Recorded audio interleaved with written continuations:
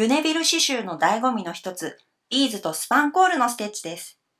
上手になると絵を描くように自由に刺繍ができる魔法のようなテクニックなんです。その方法は、クロシェというかぎ針を使って刺繍糸に通したビーズをチェーンステッチで編むようにして縫い留めます。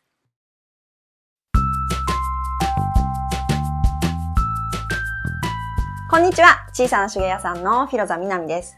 今日はユネビル刺繍で一番楽しいテクニック、ビーズをつけるステッチを紹介します。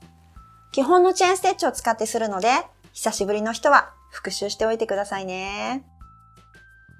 用意するのは、クロシェの80番サイズと刺繍糸のフィラガン、糸に通っているビーズ、刺繍枠にはオーガンジーをしっかりと貼っておきます。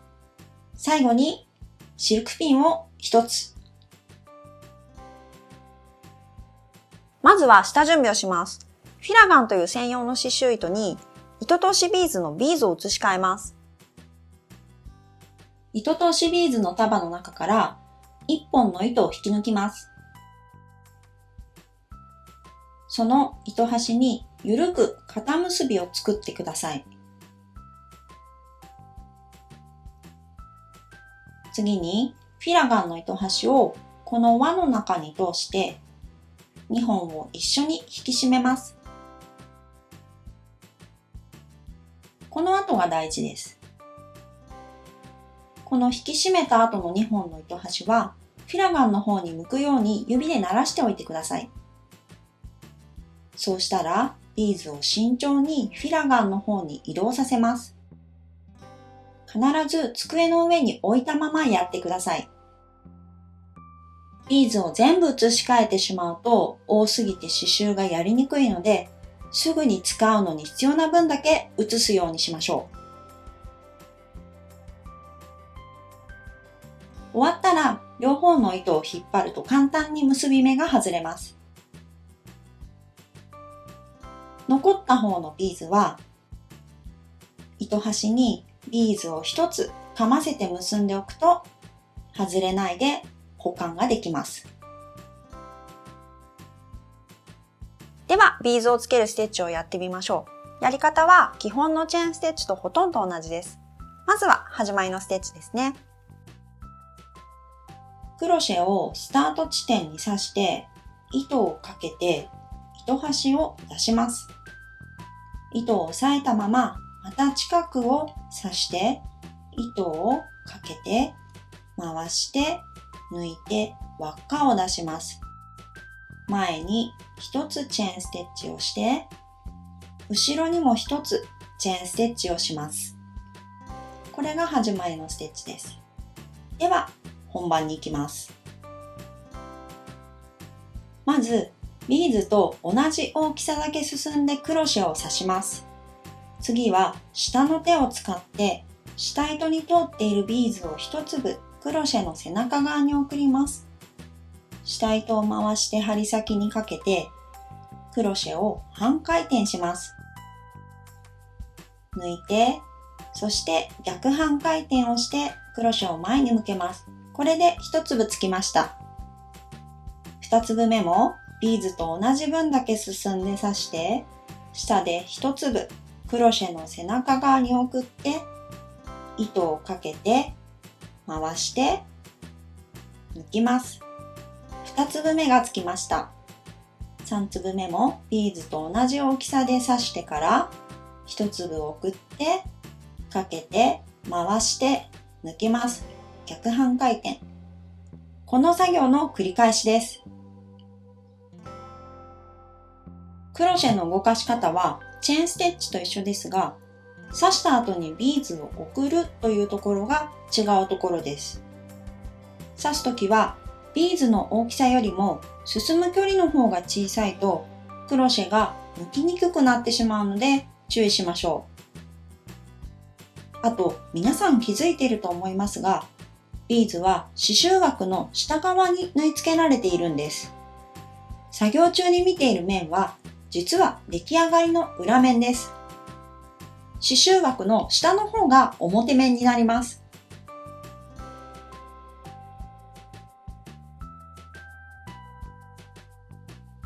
ビーズがきちんとついているか確認したいときは、一旦クロシェを外して、この糸の輪っかの中にシルクピンを入れて引き締めると仮止めができます。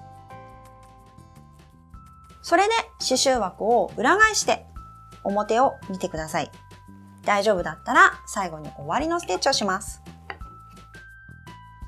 シルクピンを外して糸の輪っかにクロシェを入れてから進行方向に向かって小さなチェーンステッチをします。穴を広げて、またその穴にクロシェを刺してチェーンステッチをして小さな結び目を作ります。同じことをあと2回繰り返してください。3つの結び目が連なるように出来上がります。これでできました。最後は糸端をハサミでカットします。ビーズ付けで一番難しいのはこの下の手の使い方です。利き手じゃないのでなかなかうまいこといかないと思います。でも正しいコツがあれば大丈夫。次はこの下の手の使い方にフォーカスして説明しますね。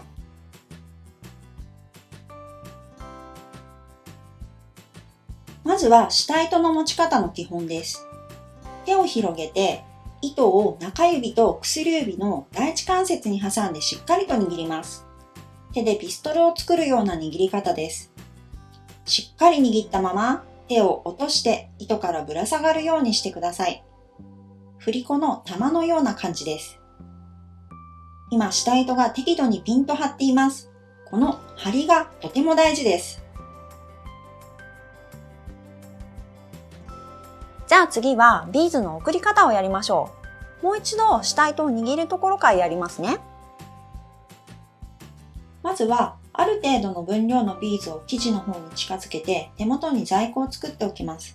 それから手を広げて中指と薬指の関節に挟んでギュッと握りしめます。ビーズの在庫は中指の外から生地の間に出ている状態です。手を軽く落として下糸をピンとさせます。次は親指と人差し指を使ってビーズの在庫から先頭の一粒を探り当てます。そのままその一粒を人差し指の先端で持ち上げるようにしてクロシェの背中側に送ります。この時親指は人差し指と一緒に持ち上げるのではなくって逆に中指の方に向かって下がるように糸を突っ張るような感じで押さえています。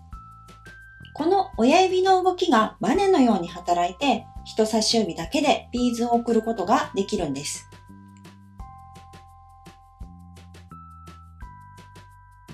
ビーズを送るときに大事なのは糸の張りです。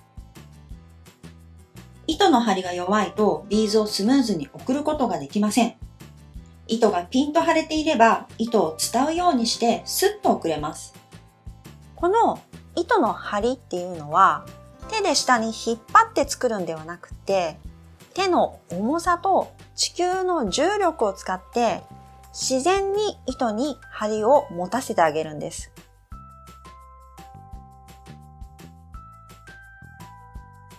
次は糸のかけ方です。ビーズを一粒送った後、そのまま人差し指で軽く支えておきます。そして人差し指の先端を起点に手をぐるっと回すように動かして下糸を針先にかけます。糸はそのまま真下に向けておいてください。ここで注意してもらいたいのは、編み物のようにクロシェをえぐるように使って糸をかけるのではなくて、手を運動させて糸をかけるということです。小手先だけではなくて、腕全体を使ってかけてみましょう。今まで見てきた通りにやってるのにうまくいかないという方、それは下の手を構える位置の問題です。ビーズがスムーズに送れないという時は、きっと下糸を持つ位置が低すぎるんだと思います。下の手を刺繍枠のかなり下の方で構えていた場合、ビーズを送るときにクロシェの背中側まで届かなくて、糸をたるませて持ち上げようとしてしまっているので、スムーズにいかなくなっています。スムーズにするには、もっと上の方で構えて、人差し指が余裕でクロシェの背中側に届く位置にしてみてください。ビーズを送るところまではうまくいくのに、その後糸が回せないという時も下の手の位置の問題です。糸を回す方向によってやりやすい位置とやりにくい位置があります。まずはチェーンステッチの時、どっちに糸を回すのかを一緒におさらいしてみましょう。ステッチの進行方向が上の時、糸はクロシェの右側から左側に回します。下に進む時も右から左です。進行方向が右の時は、糸がクロシェの奥の方から手前の方に回るようにします。左に進む時も奥から手前です。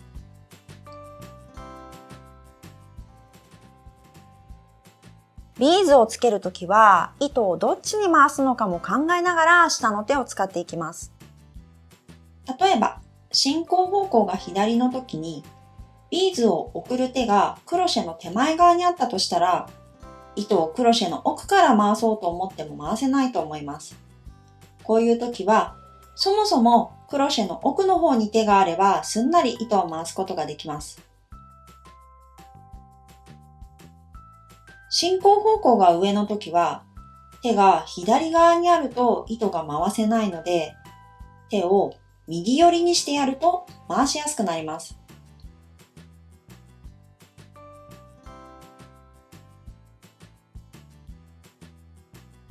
最後にもう一つだけ、一番大事なことがあります。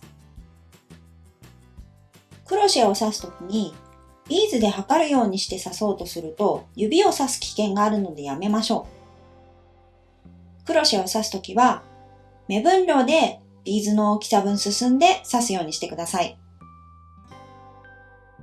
クロシェは指に刺さると抜けません。病院に行く必要があるので、すごく気をつけてくださいね。これでコツはだいたい網羅できたと思います。あとは練習だけです。スパンコールも同じように使うことができるので、ぜひやってみてください。スパンコールの時は、半径に合わせてチェーンステッチをすると、鱗のように刺繍ができます。